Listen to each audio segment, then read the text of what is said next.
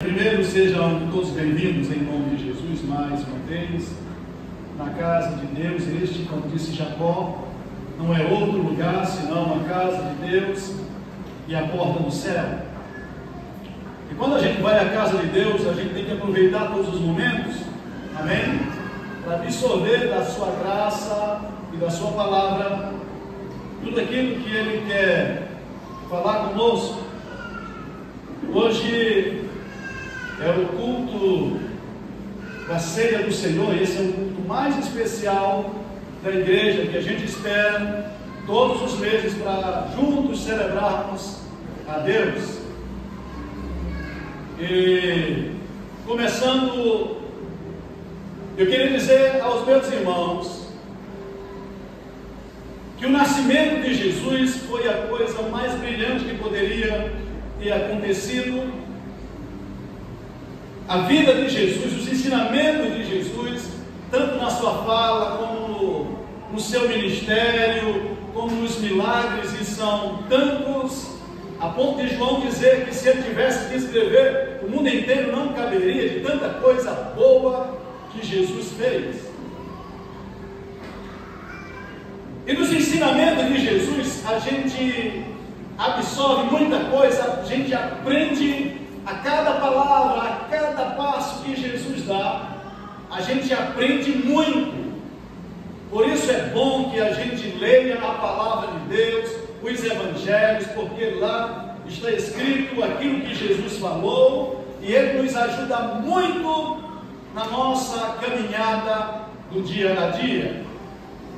Mas quer dizer também que esta não é a base da nossa fé.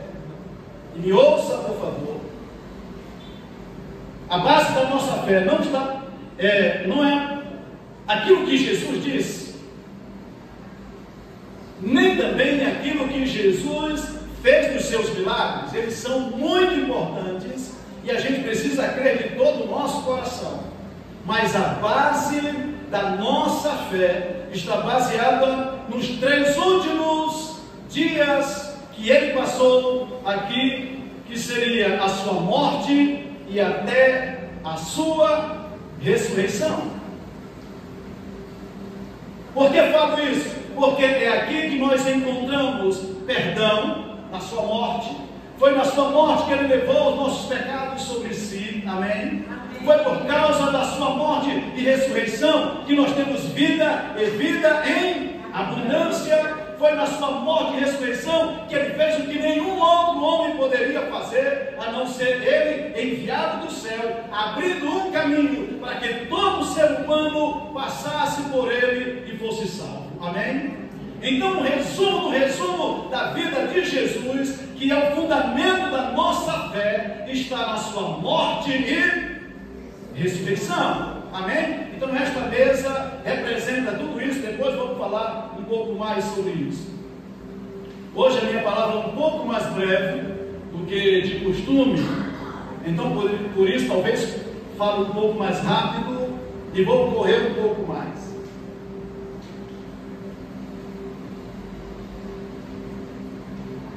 Eu queria falar hoje sobre discernimento espiritual. E se você tem uma Bíblia, por gentileza, abra comigo em 1 Coríntios capítulo 2.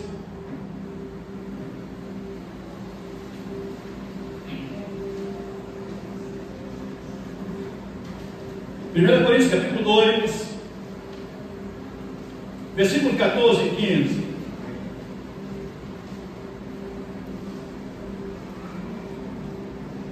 Versículo 14 diz assim: ora, o homem natural não aceita as coisas do Espírito de Deus, porque eles são loucura e não podem entendê-las, porque elas se discernem espiritualmente.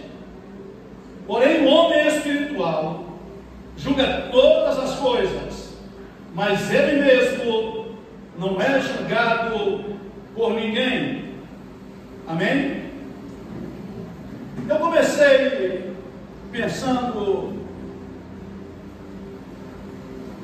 e aí eu fui me aprofundando mais para falar esta noite, baseado entrevista, na verdade, num podcast com o geofísico Sérgio Sarcani, acho que a maioria de vocês conhecem, ou pelo menos já ouviram falar. Ele se diz ateu, e ele estava no podcast e começaram a mandar perguntas para ele. E eu percebi uma coisa, que o problema dele não era que ele não acredite, mas a luta para não acreditar naquilo que ele sabe que é verdade. Porque fizeram uma pergunta para ele: você acredita na Bíblia? Ele disse: como é que eu não posso acreditar que está tudo lá? É difícil a gente não acreditar nisso. Aí um outro ouvinte fez uma pergunta: Sarcani, por que é que você diz ser ateu, mas todas as vezes que você pega um avião, você ora? Ele até sorriu e disse: esse camarada é meu fã, ele me acompanha, porque é verdade, todas as vezes que eu entro num avião, então eu oro. Aí perguntaram: mas por quê? Ele disse: eu não acredito mais. Vai que seja verdade. Então eu prefiro me garantir. Bem, então a partir daí eu comecei a pensar.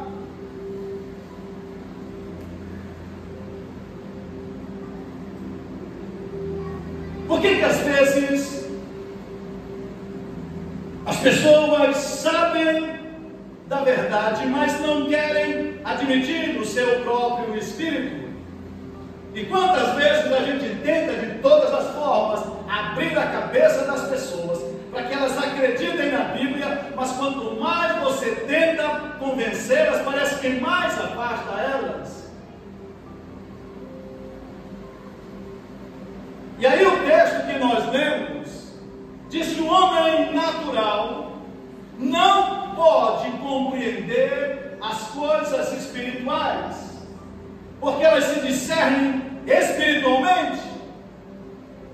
Então, como é que eu vou colocar na cabeça de alguém natural, que ela não está no nível do espírito, como é que ela vai entender as coisas espirituais?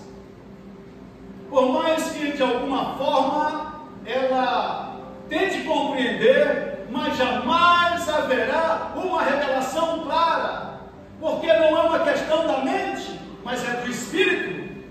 É por isso que ele diz: olha, um homem espiritual conhece as coisas do espírito, mas o homem natural é impossível conhecer as coisas de Deus.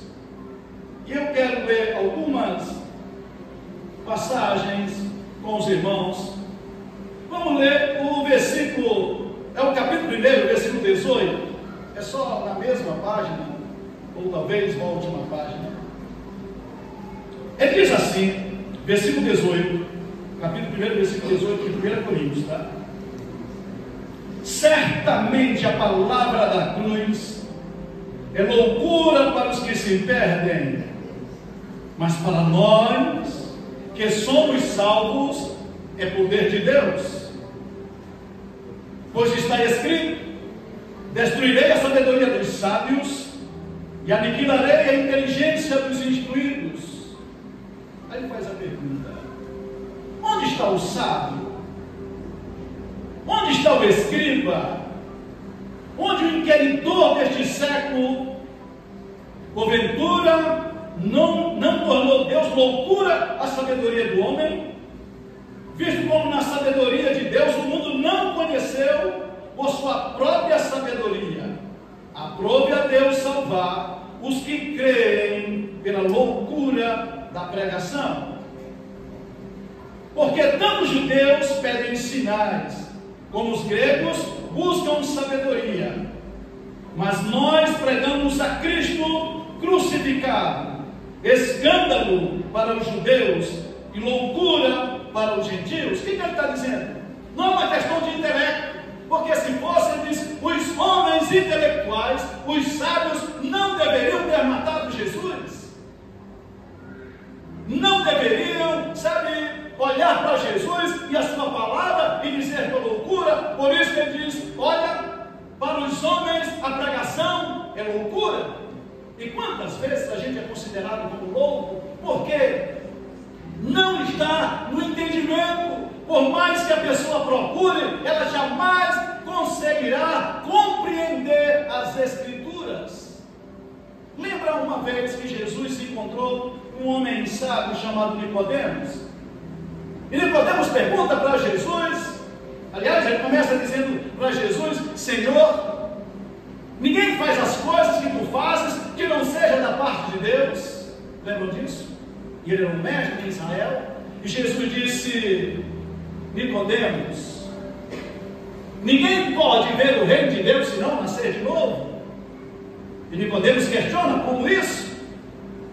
Por acaso eu vou voltar ao ventre da minha mãe e nascer novamente? Jesus disse: quem não nascer da água e do Espírito não pode entrar no reino dos céus. Ele está dizendo: quem não nascer da palavra de Deus e por uma geração do Espírito Santo, do Espírito do homem, ele jamais pode entrar no reino dos céus.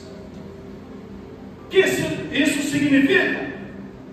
É que o homem, de maneira nenhuma, compreenderá, a menos que ele seja exposto à palavra de Deus, e o Espírito de Deus, por meio da sua palavra, trouxer uma revelação ao seu espírito, e esse homem então abrirá os seus olhos espirituais, e Deus falará profundamente ao seu coração. Se não for assim, você vai lutar e as pessoas ficam até com raiva de você, diz assim: que loucura, porque só fala de Bíblia, porque só fala essas coisas. Aí Jesus disse: a boca fala o que está cheio do coração. Se o seu coração está cheio da palavra de Deus, você não consegue falar outra coisa, você não pensa outra coisa, você pensa o quê? A palavra de Deus. Por isso ele diz assim: olha, os sábios olham isso e dizem que é loucura, os inquiridores deste mundo jamais vão compreender, e não compreendem mesmo. Mas como disse, eu preciso correr. E a minha pergunta é: e quais as razões que os homens não conseguem ver a luz? Então vá para 2 Coríntios, ainda em Coríntios, só que na segunda epístola,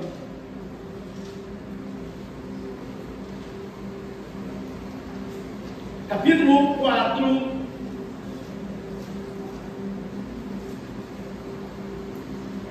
e o versículo 4, o 3, tá? Capítulo 4, versículo 3 e o 4. Mas se o nosso evangelho ainda está encoberto, é para os que se perdem que está encoberto, nos quais o Deus deste século, está falando de Satanás, cegou o entendimento dos incrédulos, e esta é a razão. Ele cegou os olhos, cegou o entendimento, para que eles não vejam, agora continuando, para que ele não lhes resplandeça a luz do Evangelho da glória de Cristo, o qual é a imagem de Deus. Então tudo que Satanás quer, cegar o entendimento, para que as pessoas não enxerguem as riquezas da graça que há na palavra de Deus. Porque esta palavra, irmãos, deixa eu lhe dizer, esta palavra que nos faz nascer de novo, traz paz, alegria, sabe, traz o Espírito Santo para dentro da gente. O Espírito Santo não é apenas alguém que a gente ouve falar dele, mas ele habita em nós. Jesus disse: ele estará em vós e habitará em vós, amém? E sabe, que quando o Espírito de Deus se entra em nós, todos os outros espíritos se afastam, amém? E o diabo sabe disso e pensa assim: eu não vou permitir, eu quero que eles estejam longe, por mais que eles ouçam, mas não sejam capazes de compreender esta mensagem da cruz. A segunda coisa, veja Romanos, capítulo 1, Romanos capítulo 1, versículo 28. Aliás, depois, se você quiser ler a partir do versículo 18, mas eu vou ler só o 28. Então, se você achou, vamos ler.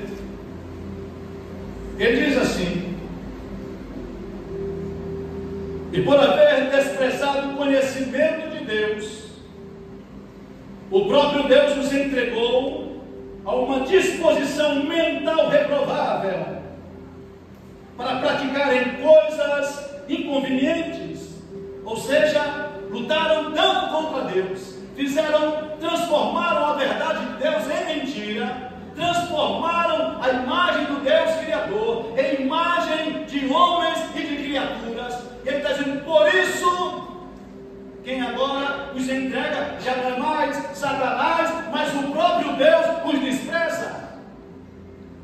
Pensem nisso. Um homem incrédulo que não quer absolutamente nada com Deus, o diabo vem e cega o seu entendimento. Mas se aqueles que são reprováveis, que fazem coisas para zombar do Criador, o próprio Deus os afasta da sua graça. É isso que o texto está dizendo, amém? Pode parecer duro, mas esta é a mais pura verdade. Mas deixa eu correr. Tem uma outra coisa. Olha o que diz segundo Timóteo. Então, deixe sua Bíblia aberta. Capítulo 4.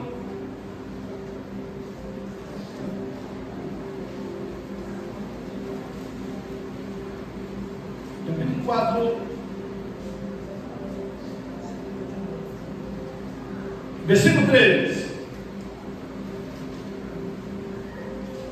Porque haverá tempo em que não suportarão a sã doutrina, pelo contrário, cercar-se-ão de mestres segundo a sua própria cobiça, como que sentindo coceiras nos ouvidos.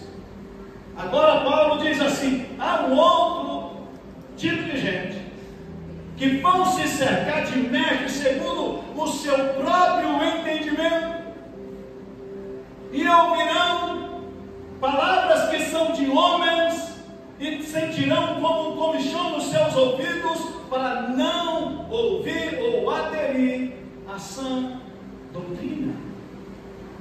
Então preste atenção, nós estamos num tempo em que muita gente não dá ouvido à palavra de Deus. Agora, como a gente conhece a palavra? Vá para Romanos capítulo 10. Hoje eu vou ler bastante versículo, porque eu quero, como eu não tenho muito tempo para explicar, eu quero só correr e dizer estas verdades aos meus irmãos. Romanos 10, 17. E assim, a fé vem pela pregação, e a pregação pela palavra de Cristo. Ele diz, sabe como é que você começa a ter fé? É ouvir a mensagem de Deus, e ela vai abrir os seus ouvidos espirituais. Sabe? Esteja com a sua mente exposta à verdade de Deus, e ela vai te levar a um conhecimento da parte de Deus. Então a primeira coisa que eu preciso de vocês, e eu vou dizer uma coisa, não é só para os que estão de fora. Quantas pessoas estão dentro da igreja e não conseguem absorver a verdade da palavra de Deus? Creem em umas coisas, mas não creem em outras. Bem, ou nós vamos acreditar no que esta palavra diz, amém? Ou então a nossa fé ficará pela metade. Por isso é preciso colocar o nosso coração diante do Senhor, muitas vezes não compreendendo, mas você não precisa compreender tudo, precisa crer naquele que te chamou das trevas para a sua maravilhosa luz, amém? Porque seu entendimento hoje está no nível que você não entende. Isso não quer dizer que não há uma verdade maior do que o seu entendimento. Porque se você entendesse todas as coisas, o teu entendimento era maior do que a verdade. Então não espere ver toda a verdade revelada para que você o aceite. O que você precisa é crer na palavra de Deus.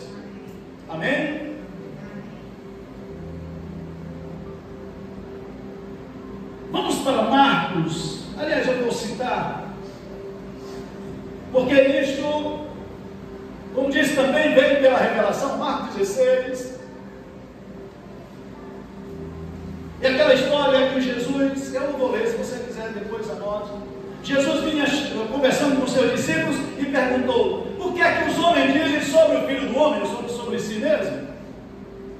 Eles então responderam: um diz que tu és Elias, outro diz que tu és Jeremias, outro diz que tu és João Batista, outro diz que tu és algum profeta.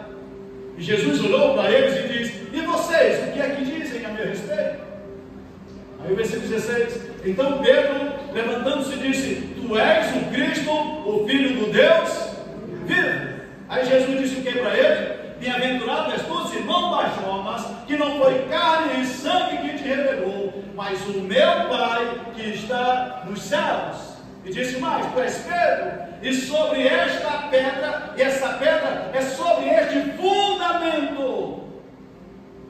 Pedra, não, porque Pedro significa pedra. É sobre o fundamento. Qual fundamento? Que Cristo é o Filho do Deus vivo. Sobre isto edificarei a minha igreja, e as portas do inferno não prevalecerão contra ela. Escuta, se a tua fé, se a minha fé estiver no fundamento que Jesus Cristo é o Filho do Deus vivo, e estiver por uma revelação de Deus ao teu coração, então a tua fé estará alicerçada. Amém? Amém. Mas deixa eu correr mais um pouco. Eu disse a vocês que hoje seria corrido.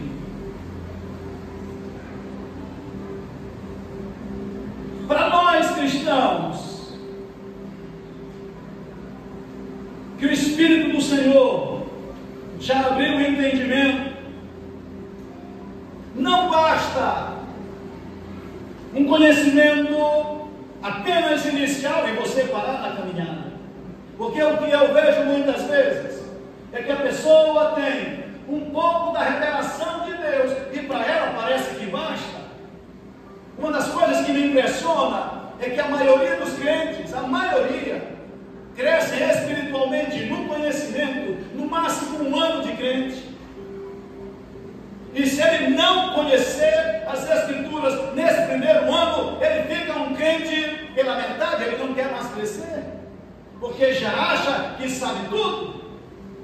Aí Paulo, escrevendo aos irmãos de Romanos, e é esse texto que eu disse a vocês, Romanos capítulo 12, versículo 1 e 2, ele diz: rogo-vos, pois, irmãos, lembra do texto? Não precisa nem ler, vocês sabem de cabeça.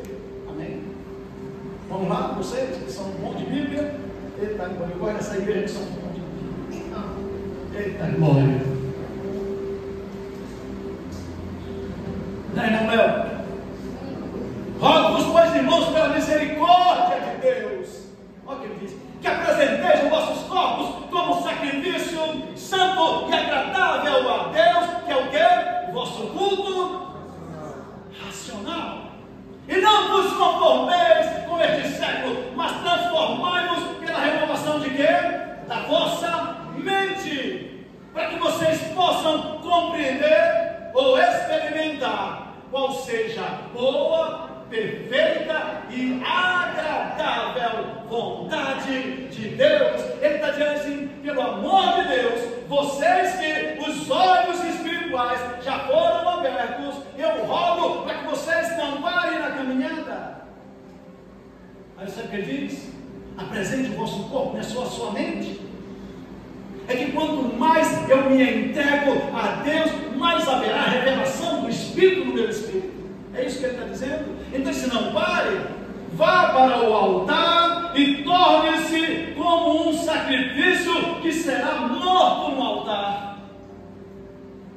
Coloque a sua vida no altar de Deus, e assim vocês vão experimentar a boa, perfeita e agradável vontade de Deus.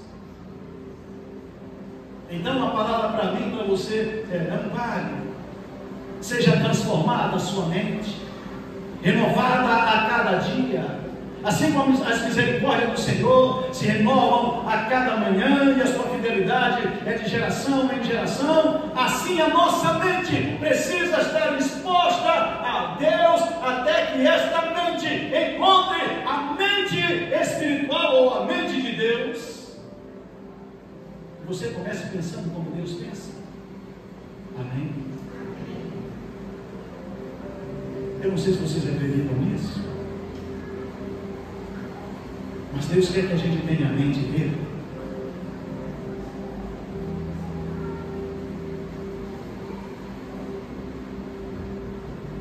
Efésios capítulo, esse aqui também é de cabeça, isso não dá para estar vendo não.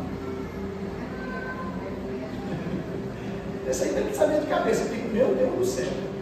Isso aqui é texto alto.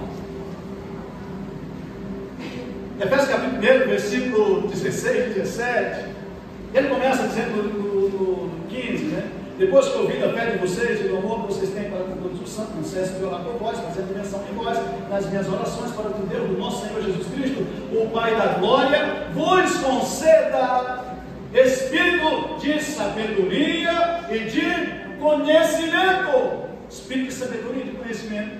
Amém? Terminou? Meu Deus do céu. Iluminando os olhos do vosso entendimento. Ou seja, vocês precisam ter uma mente iluminada pelo Espírito. E isso desce, vai ao Espírito e desce ao meu coração. Amém? Iluminando os olhos do vosso entendimento. Para que vocês saibam qual é a esperança do seu chamamento, quais as riquezas da sua glória, da sua herança no santo, e qual o poder que opera em nós. É isso que ele está dizendo. Aí eu já passei no versículo 17. Ele diz: é o mesmo poder que ressuscitou Jesus Cristo dentre os mortos, fazendo assentar acima de todo principado e potestade e de nome que se possa referir, não somente neste século, mas no vindouro. Ele está dizendo: vocês precisam orar até que o Espírito Santo traga uma revelação no teu entendimento. Credes, filhos de Deus, em nome de Jesus. Está na hora da gente crescer.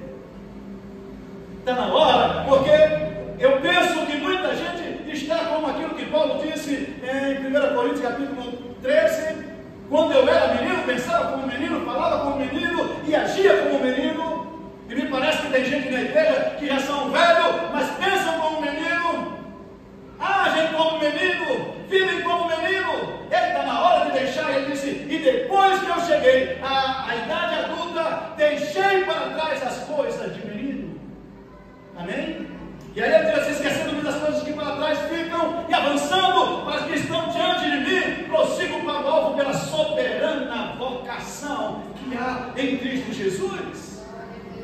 É preciso começarmos a dar passos largos na direção daquilo que a gente precisa compreender nas Escrituras. O mundo vem com todo tipo de ideologia, com todo tipo de pressão, e a pergunta: o que é que nós vamos responder se nós não tivermos alicerçados na palavra de Deus? Quando vierem, e sempre vêm, os problemas, as lutas, desafiando a tua fé, desafiando tudo que você já ouviu na sua vida, e a pergunta é: onde está a tua fé?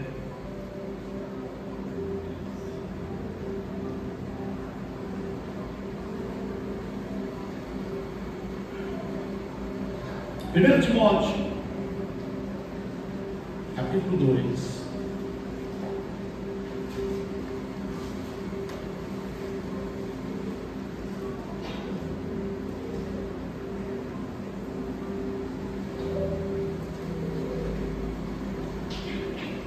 Capítulo 2, versículo 4,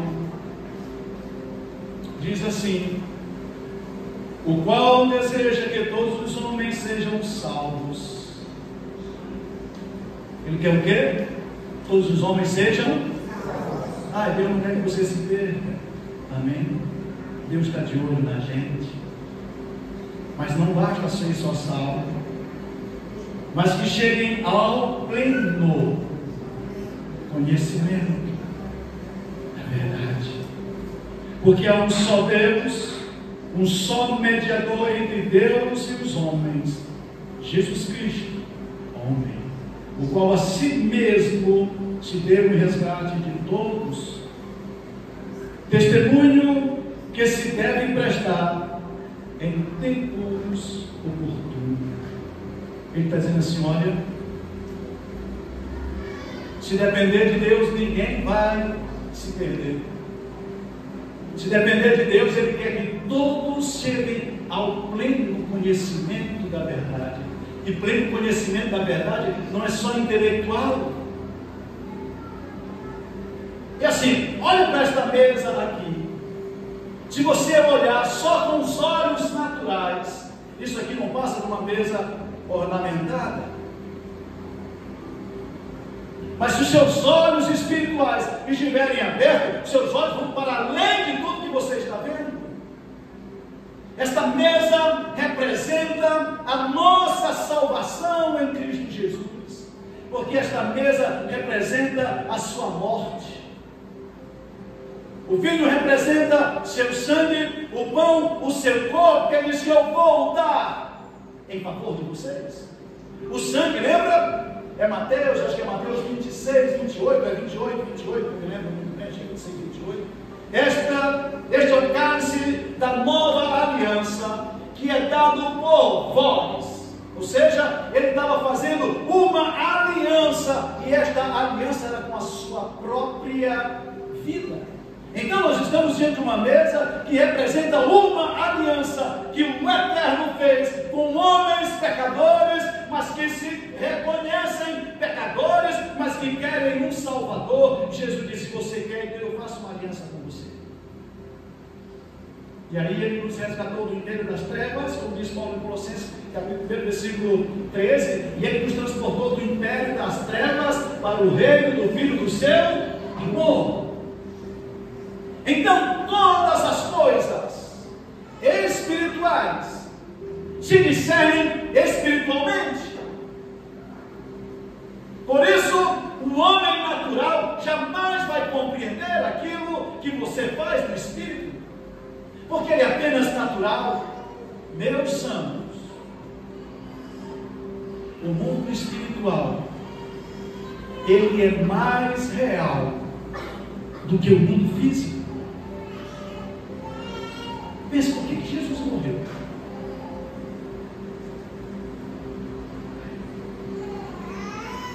Pense, porque Jesus só podia te abençoar e estava tudo certo.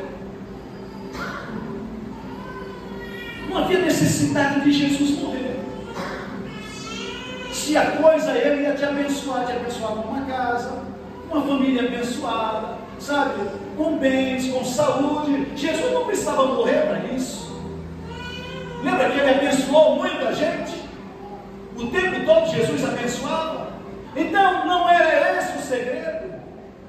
Aliás, esse é um segredo que estava oculto em Deus por séculos. É que na morte dele, ele atrairia muitos para ele, para viver uma nova vida. Por isso Jesus, quando entra na nossa vida, ele não vai dar uma arrumada na nossa vida, dizendo assim: ah, tu fumava, fumar mais fumar, tu bebia, tomar mais beber, ah, tu vai. Não, isso aí tu pode deixar sem andar com Jesus. Eu vou deixar muita coisa. Não, você pode deixar. Uma boa vontade, você deixa muita coisa. Mas a ideia era a gente nascer de novo para viver com Deus. Era o nosso espírito que estava morto. Ele disse: estava morto, mas reviveu. Estava perdido, mas foi achado. O segredo do Evangelho é que a morte de Jesus fez com que nós tivéssemos vida e vida em abundância. O que Deus quer é que cada ser humano chegue ao pleno conhecimento da sua verdade para ter vida nele. Uma vez ele disse assim: olha, vocês não querem vir a mim para ter vida? Lembra o que ele disse? Ou seja, as pessoas se afastam e não têm vida, vivem uma sobrevida, vivem de qualquer jeito. Só há graça quando há uma revelação do Espírito Santo no nosso espírito. Aí nós somos salvos. Nós não somos salvos porque a gente é bonzinho. Nós somos salvos por aquilo que Ele fez e a gente crê nele. Aí você pensa assim, meu Deus, mas eu faço ainda muitas coisas que não devo. A Bíblia diz, olha, mas o justo viverá da fé. Romanos capítulo 1, versículo, acho que é 18. A partir do momento que você caminha com Jesus, você vive pela fé.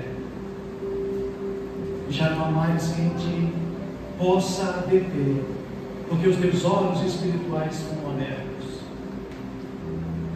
E finalizando, dizendo aquilo que Jó diz: vencer que tudo podes, e nenhum dos teus planos podem ser frustrados. Ele disse: olha, eu falei demais, falei do que não entendia por causa do problema que passei. Aí no versículo 5, estou falando do capítulo 42, aí no versículo 5, ele diz: eu te conhecia só de ouvir falar, mas agora os meus olhos te veem. Davi diz: desvenda os meus olhos para contemplar as maravilhas da tua lei. Jesus disse numa das cartas às igrejas do Apocalipse: compra colírio e coloca nos teus olhos. Ele está dizendo assim: ei, algo tão especial que os olhos de vocês precisam ser abertos. E minha palavra hoje, finalizando, é que, como disse a vocês, nós precisamos, é isso que Jesus, que Paulo vai dizer, ter a mente de Cristo. Abra comigo, esse é o último texto, só para finalizar. Deixa eu ver aqui. Não sei nem se eu anotei. Se eu não anotei, eu vou. Não anotei, mas eu sei de cabeça. É 1 Coríntios capítulo 2, versículo 16. Pois quem conheceu a mente do Senhor? Que possa instruir. Nós, porém, temos a mente de Cristo. A ideia é ter a mente. Aliás, arrependimento quer dizer o quê? Arrependimento, já ensinei muitas vezes aqui para vocês, pelo amor de Deus. Arrependimento quer dizer mudança de mente. Mas não é só uma questão de pensar, mudar o pensamento, é mudar a forma de pensar, ou seja, a mentalidade. Por isso que o Evangelho começa com arrependimento, ou seja, mude a sua forma de pensar. E quando isso acontece, então tudo muda. Quando isso acontece é por causa da iluminação do seu espírito. E Jesus quer que cada um tenha uma experiência com Ele. O salmista diz: provai e vede que o Senhor é. Finando esta palavra,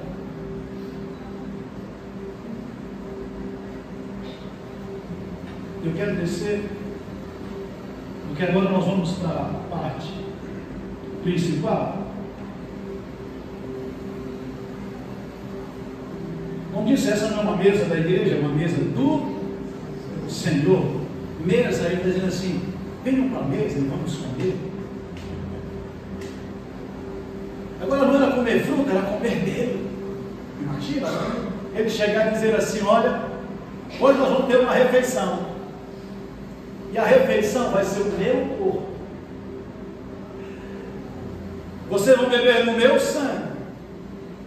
Quem de mim se alimenta, por mim viverá.